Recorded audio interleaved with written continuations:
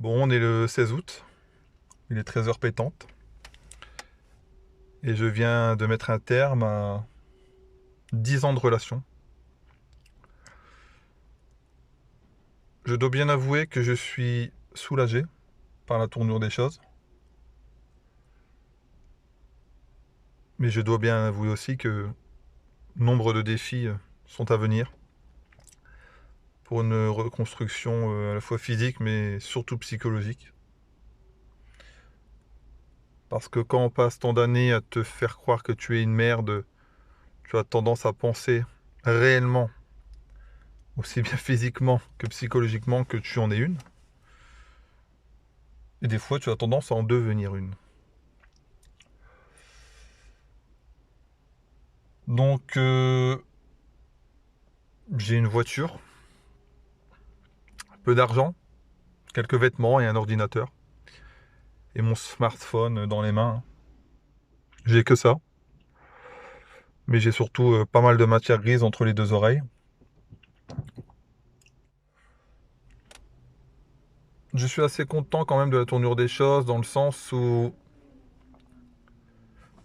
je pense que une journée de plus, 2 journées de plus aurait pu m'amener en prison ou en asile psychiatrique, tellement la situation devenait tendue.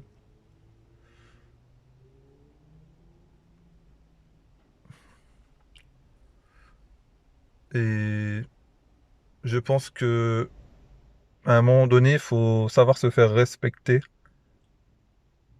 Et surtout, je pense qu'à un moment donné, il n'y a plus de chemin arrière à faire. Et que si on ne franchit pas le pas, on tombe dans le gouffre.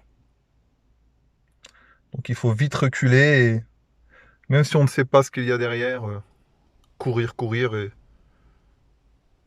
le temps fera son œuvre.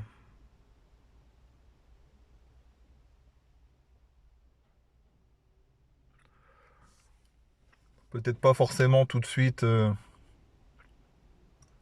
formidablement bien, mais il faut mieux ça que d'avoir des gestes qui pourraient entraîner des comportements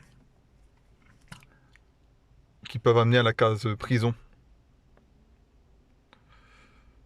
Écoutez, ces vidéos sont à la fois un pense-bête pour moi, puis vont être aussi, vont me permettre aussi de voir la situation évoluer, ou non, mais je ne pense qu'elle ne peut que évoluer en bien.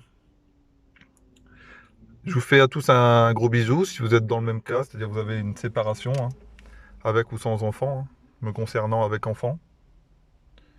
J'y reviendrai par la suite. Du pourquoi je pense qu'il faut mieux partir même avec des enfants, pour l'exemple qu'on donne. Je vous dis à bientôt.